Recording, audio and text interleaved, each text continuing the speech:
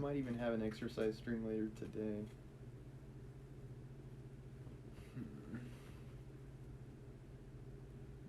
Maybe after all the gaming is done.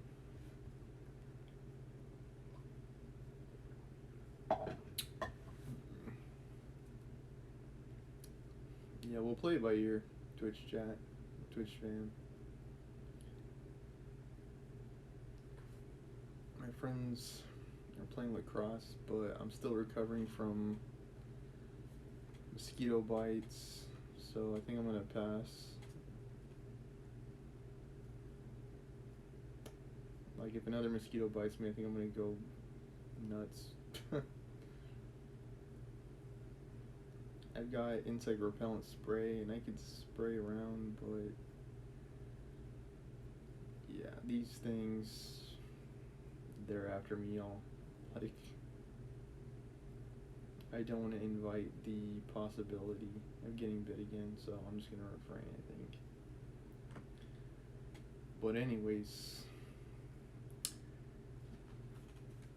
let's dive back into War and Peace, Sapiens. After this, the plan is I'll have the gameplay streams, Jump King to see how far we can get, and Reach. Yeah. I think I'll shoot for an hour of gameplay each for today. And as I was saying, I think I will have an exercise finale for you all. That way I can have some time for my body to process all the stuff I've been drinking. Plus I had a late lunch today, so it's like, gives me more time. But anyway, let's dive into War and Peace. And then after this, I'll have Sapiens for today. Okay, here we go. After receiving her visitors, the Countess was so tired that she gave orders to admit no more. But the porter was told to be sure to invite to dinner all who came to congratulate. The Countess wished to have a tete-a-tete talk with a friend of her childhood, Princess Anna Mikhailovna, whom she had not seen properly since she returned from Petersburg. Anna Mikhailovna, with her tear-worn but pleasant face, drew her chair near to that of the Countess.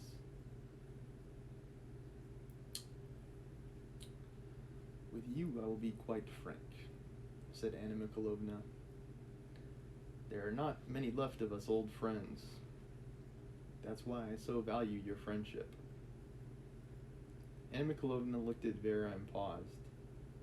The Countess pressed her friend's hand. Vera, she said to her eldest daughter, who is evidently not a favorite, how is it that you've so little tact? Don't you see you're not wanted here? Go to the other girls, or... The handsome Vera smiled contemptuously, but did not seem at all hurt. If you had told me sooner, Mama, I would have gone, she replied as she rose to go to her own room. But as she passed the sitting room, she noticed two couples sitting, one pair at each window. She stopped and smiled scornfully. Sonia was sitting close to Nicholas, who was copying out some verses for her, the first he'd ever written. Boris and Natasha were at the other window. They're at the other window. And ceased talking when Vera entered. Sonia and Natasha looked at Vera with guilty, happy faces. Yes, as I recall, it is Sonia and Nicholas and Boris and Natasha. Those were their relationships that were set up in the last chapter by Leo. It was pleasant and touching to see these little girls in love, but apparently the sight of them roused no pleasant feeling in Vera. How often have I asked you not to take my things, she said. You've a room of your own. and she took the inkstand from Nicholas. In a minute, he said, dipping his pen. You always manage to do things at the wrong time, continued Vera. You came rushing into the drawing room so that everyone felt ashamed of you. Though what she said was quite just, perhaps for that very reason, no one replied, and the four simply looked at one another. It was like a truth bomb mic drop.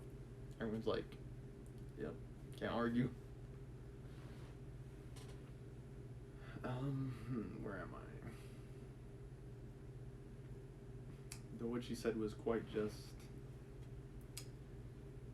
Yeah, I already read that. Let me skip it. She lingered in the room with the inkstand in her hand.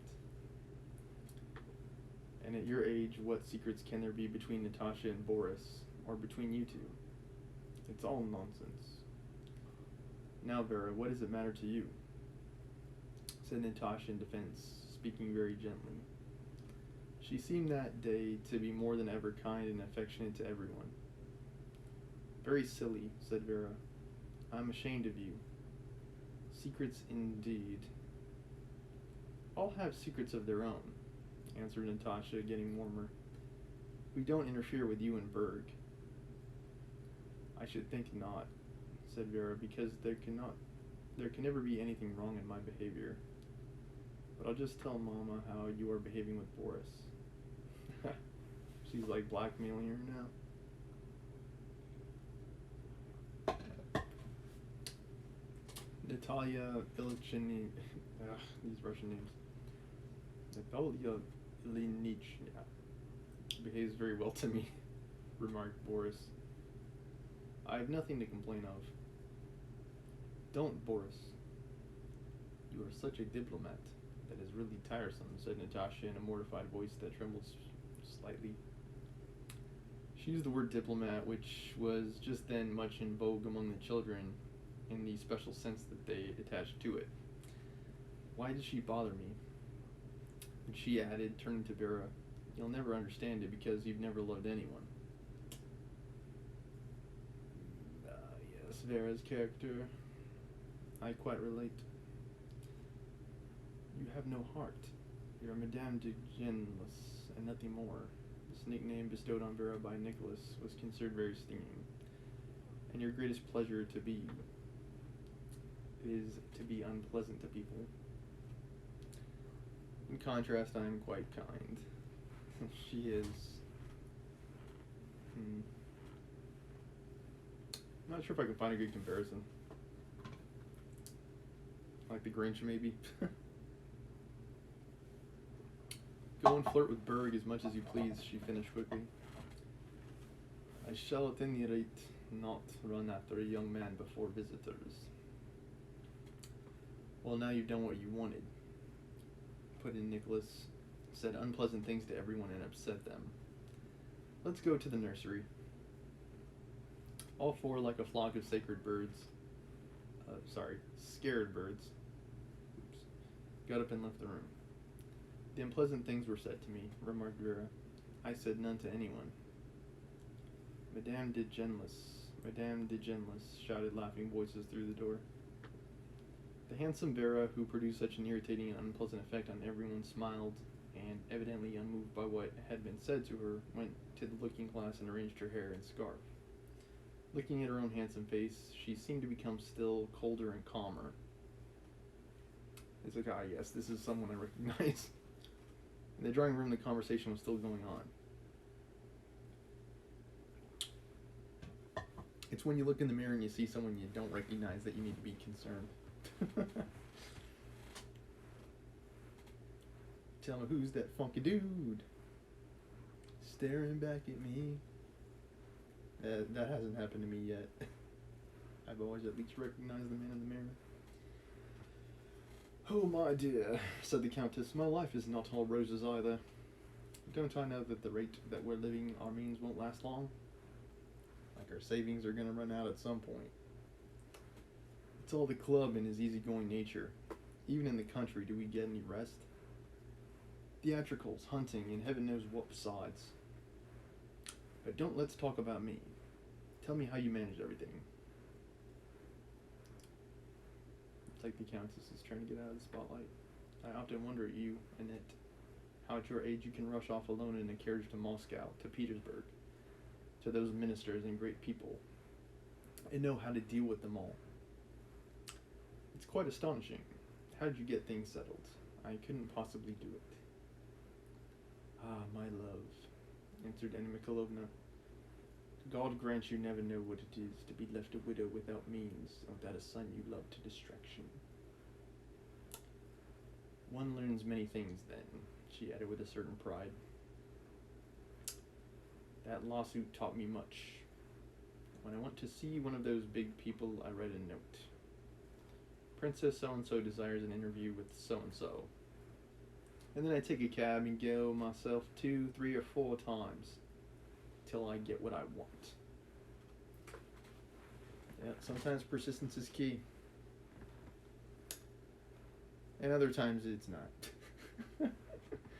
I don't mind what they think of me. Well, and to whom did you apply about Bori? Asked the Countess. You see, yours is already an officer in the Guards, while my Nicholas is going as a cadet. There is no one to interest himself for him. To whom did you apply? To Prince Vasily. He was so kind. He at once agreed to everything, and put the matter before the Emperor, said Princess Anna Mikhailovna enthusiastically, quite forgetting all the humiliation she had endured to gain her end. Has Princess Vasily aged much? Asked the Countess. I have not seen him since we acted together at the Rumyantstovs. Excuse me. Rumyantstovs theatricals. I expect he has forgotten me. He paid me attention in those days. He may not remember me, but I remember him. Phantom of the Opera nod there. He paid me attentions in those days, said the Countess with a smile. The beauty of youth she still had. He's just the same as ever, replied Anna Mikhailovna, overflowing with amiability. His position has not turned his head at all. He said to me, I'm sorry I can do so little for you, dear princess. I am at your command. Yes, he's a fine fellow and a very kind relation. But, Natalie, you know my love for my son. I would do anything for his happiness. And my affairs are in such a bad way that my position is now a terrible one, continued Anna Mikhailovna, sadly dropping her voice.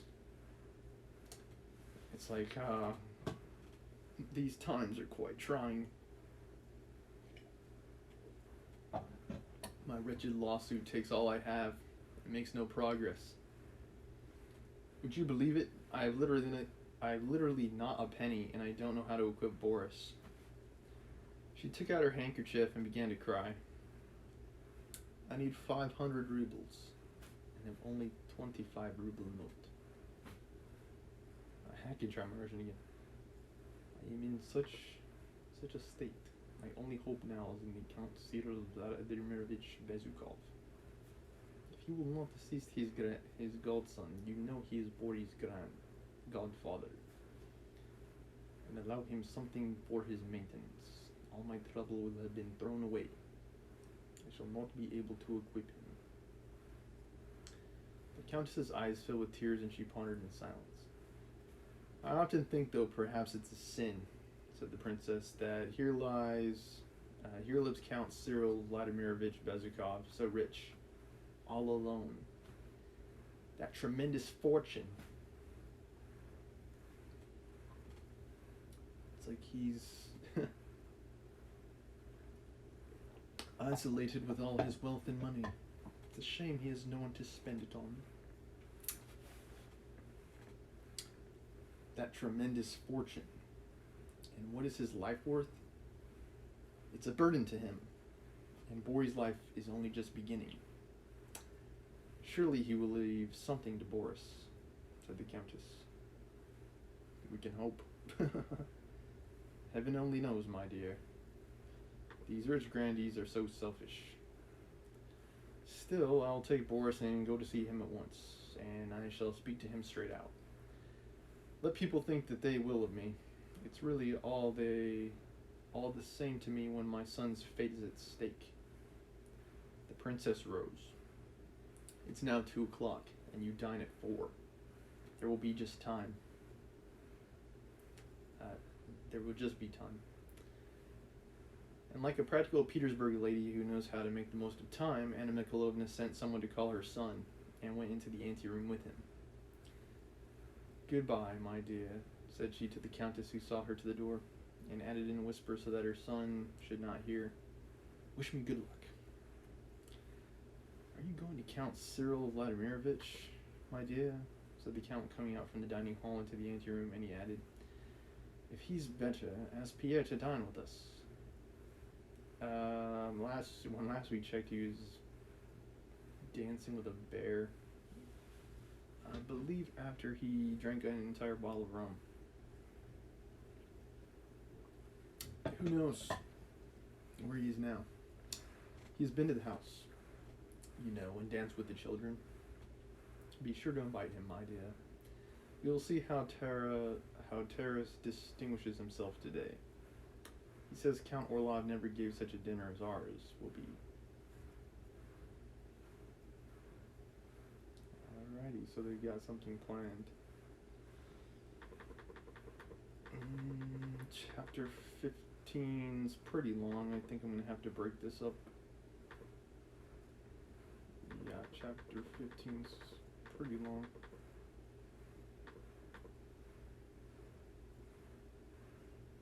Alright, let's dip into Sapiens. It'll probably be a little bit easier because I believe Yuval wrote Sapiens for a somewhat more modern audience. Well, most certainly a more modern audience, but yeah, in that way it's a little bit probably easier to read and understand some of what Yuval's saying in Sapiens versus Leo in War and Peace. Some things have changed since that time, the time that War and Peace was written.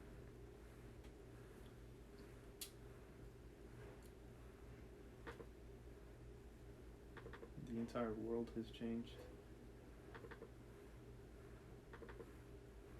Okay, let me take a look in Sapiens.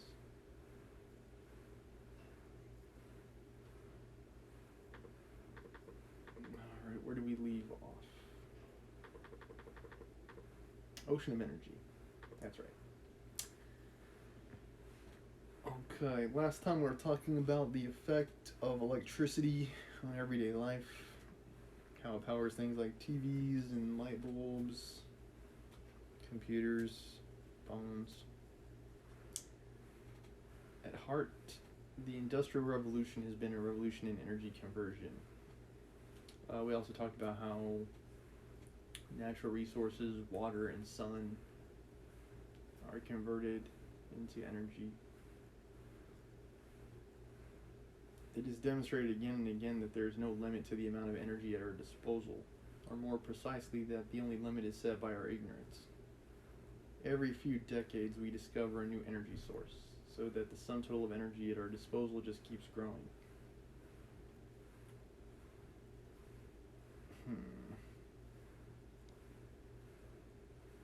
Let's see, what is there? Nuclear, wind, electrical. I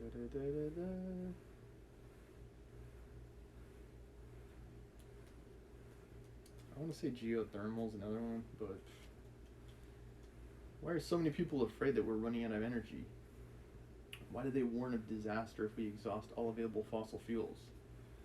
Clearly the world does not lack energy. All we lack is the knowledge necessary to harness and convert it to our needs. The amount of energy stored in all the fossil fuel on Earth is negligible compared to the amount that the sun dispenses every day free of charge. Yes, fossil fuels, as we might recall, is a finite resource. Oil, I think, is an example. It's like Once it's all used up, we're going to need to look for alternatives. Sun. I think the biggest challenge with sunlight is harnessing it to the greatest extent. Like solar panels can siphon some of the sun's energy into a format we could use, but yeah, we need something that's more efficient. Only a tiny proportion of the sun's energy reaches us, yet it amounts to 3,766,800 exajoules of energy each year. A joule is a unit of energy in the metric system, about the amount that you expend to lift a small apple 1 yard straight up. So, yeah, maybe not that much, relatively speaking. All the world's plants capture only about 3,000 of those solar exajoules through the process of photosynthesis. Through that process, you might recall that plants convert the sun's energy and oxygen into, oops, I got it twisted. Plants convert the sun's energy through the use of chlorophyll, as I recall, and CO2 to form oxygen. So it's like a very symbiotic relationship with humans. And that's only solar energy. All human activities and industries put together consume about 500 exajoules annually, equivalent to the amount of energy Earth receives from the sun in just 90 minutes. And that's solar. In addition, we are surrounded by other enormous sources of energy, such as nuclear energy and gravitational energy, the latter most evident in the power of the ocean tides caused by the moon's pull on Earth. Prior to the Industrial Revolution, the human energy market was almost completely dependent on plants. People lived alongside a green energy reservoir carrying 3,000 exajoules a year and tried to pump as much of its energy as they could. Yet there was a clear limit on how much they could extract. During the Industrial Revolution, we came to realize that we're actually living alongside an enormous ocean of energy, one holding billions upon billions of exajoules of potential power. All we need to do is invent better pumps. Yes. Learning how to harness and convert energy effectively solve the other problem that slows economic growth: the scarcity of raw materials. As humans worked out how to harness large quantities of cheap energy, they could begin exploiting previously inaccessible deposits of raw materials. For example, mining iron in the Siberian wastelands, or transporting raw materials from ever more distant locations. For example, supplying a British textile mill with Australian wool. Simultaneously, scientific breakthroughs enabled humankind to invent completely new raw materials such as plastic, and discover previously unknown natural materials such as silicon and aluminum. Chemists discovered aluminum only in the 1820s, but separating the metal from its ore was extremely difficult and costly. For decades, aluminum was much more expensive than gold. In the 1860s, Emperor Napoleon III of France commissioned aluminum cutlery to be laid out for his most distinguished guests. Less important visitors had to make do with gold knives and forks. But at the end of the 19th century, chemists discovered a way to extract immense amounts of cheap aluminum, and current global production stands at 30 million tons per year. Napoleon III would be surprised to hear that his subjects' descendants use cheap disposable aluminum foil to wrap their sandwiches and put away their leftovers. Not to mention its cooking applications.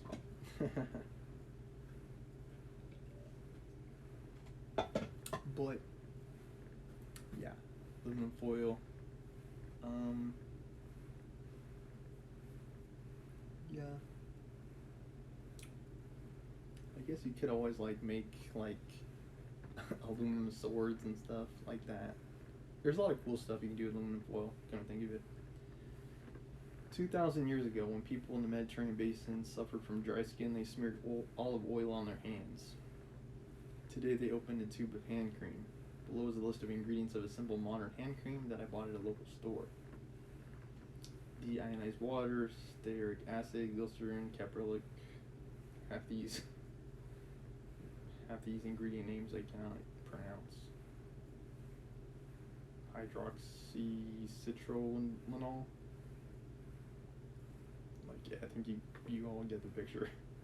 Almost all of these ingredients were invented or discovered in the last 2 centuries. Kind of what I was mentioning yesterday. It's like the rate of technological discovery is accelerating. During World War I, Germany was placed under blockade and suffered severe shortages of raw materials, in particular saltpeter, an essential ingredient in gunpowder and other explosives. The most important saltpeter deposits were in Chile and India. There were none at all in Germany. True, saltpeter could be replaced by ammonia, but that was expensive to produce as well. Luckily for Germans, one of their fellow citizens, a Jewish chemist named Fritz Haber, had discovered in 1908 a process for producing ammonia literally out of thin air. When war broke out, the Germans used Haber's discovery to commence industrial production of explosives using air as raw material. Some scholars believe that if it hadn't been for Haber's discovery, Germany would have been forced to surrender long before November 1918. The discovery won Haber, who during the war also pioneered the use of poison gas in battle, a Nobel Prize in 1918 in chemistry, not peace. I think it was actually outlawed under the let me take a look.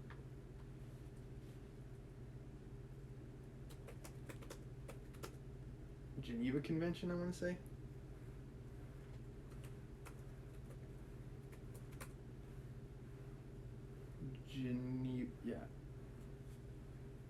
Yeah, the Geneva Gas Protocol.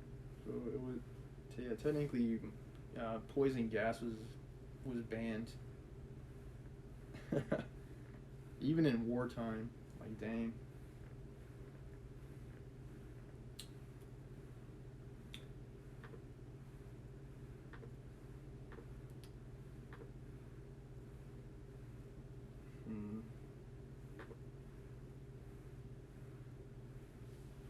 I wonder what Hitler would say when confronted with that information. Like, did you know a Jew is the reason why Germany was able to hold out until 1918? Pretty fascinating stuff. Haber, his name was Fritz Haber. Haber.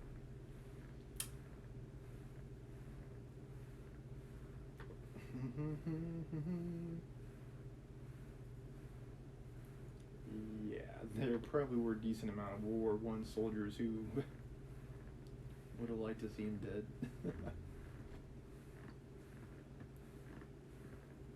Yeah, gas. Gas is one of the reasons why World War I was horrible for all the soldiers that were involved. Poison gas.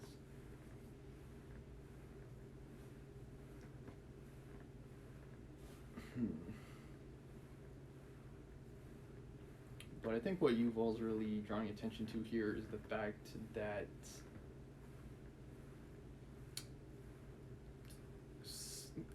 as I've summed up and paraphrased already, that when a resource becomes scarce enough, people quickly find alternatives and other means. When Germans didn't have saltpeter to use for gunpowder and explosives, they turned to Haber. Is that his name? Yeah, they turned to Haber and his ammonia for the use of poison gas to win the war, or to not win the war, but to continue engaging in the war.